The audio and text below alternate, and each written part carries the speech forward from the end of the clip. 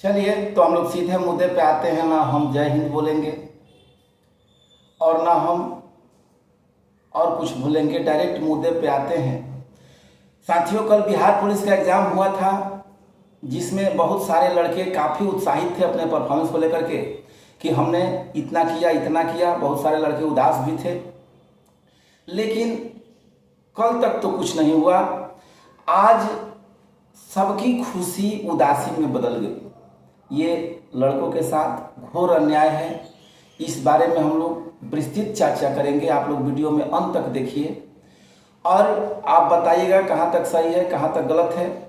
सबसे पहले तो जो भी इस वीडियो को देखे, आप जिस सोशल मीडिया प्लेटफॉर्म पे हैं उसे शेयर कीजिए, उस पर शेयर कीजिए या खुद अपने वीडियो बनाइए, लेकिन बच्चों के साथ न्याय होना चाहिए मेरे भाई। कल 16 तारीख को बिहार पुलिस का एग्ज़ाम हुआ और 30 जिला में अलग अलग 12 से 2 इसका शिफ्ट था और अलग अलग क्वेश्चन पेपर, अलग अलग पैटर्न बच्चों को मिला था, जिससे कुछ उदास भी थे, कुछ खुश भी थे। मिला जुला परफॉर्मेंस ठीक ठाक था।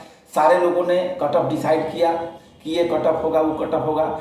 आज एक दुखद खबर निकल के सामने आई कि पेपर लीक हो गया। किशनगंज में बच्चे का OMR शीट, बच्चे का क्वेश्चन पेपर और बच्चे का रोल नंबर, बच्चे का आधार कार्ड, सारा कुछ सोशल मीडिया पे अभी ट्रेंड हो रहा है। मेरे भाई, यहाँ से 2 बातें निकल के सामने आ रही है। अगर ये लीक था तो कल ही क्यों नहीं मिला? अगर ये लीक नहीं था तो बाहर कैसे आ गया? 2 प्रश्न होती है। आप सर्विलांस के थ्रू, मेटा डिटेक्टर के थ्रू, जैमर के थ्रू एक एक चीज़ का इन्वेस्टिगेशन कर रहे थे माननीय CSBC के अधिकारी। पिछले साल बिहार पुलिस में भी यही हाल हुआ था जो कैंसिल हुआ था। CGL 3 में भी यही हाल हुआ था। अब बात आती है मेरे भाई कि पढ़ने वाले लड़के कब तक ये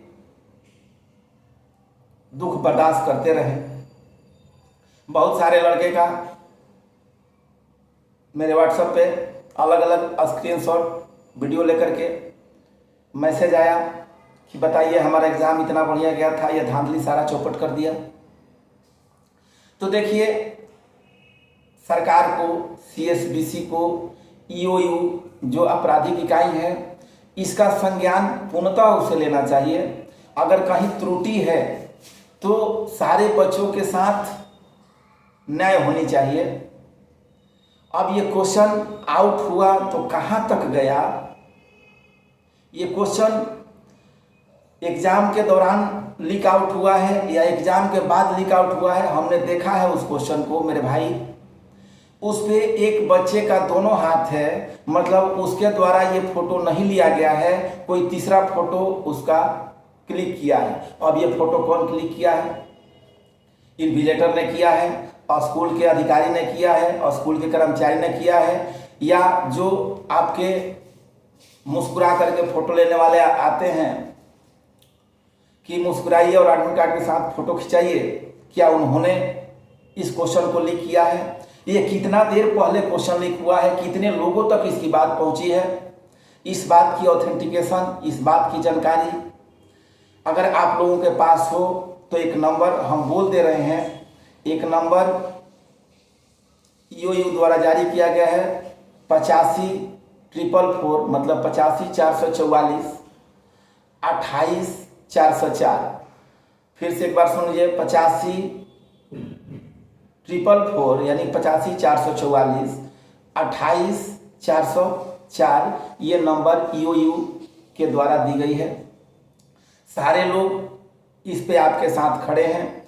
ये ताज्जुब की बात है कि आखिर जो पटना में रहते हैं, जो पटना के टीचर हैं, जो माननीय टीचर हैं, जो जिनका दिन रात DSP से SP से वगैरह वगैरह से बात होते रहती है, उनको भी इस बात की जानकारी आज ही चली। ये ताज्जुब की बात है।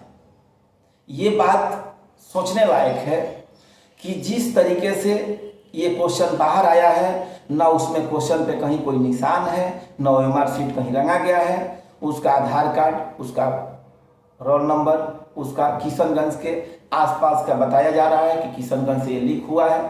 किशनगंज के एसपी महाशय ने प्रेस कॉन्फ्रेंस करके कहा था कि हमने धांधली वालों के खिलाफ सख्त कार्रवाई की है और हमने मुन्ना भाई को पकड़ा है। आज पेपर में भी आया था कि अलग अलग जगह पे 13 मुन्ना भाई पकड़े गए हैं। लेकिन कुछ बच्चों से सुनने में आ रही है कि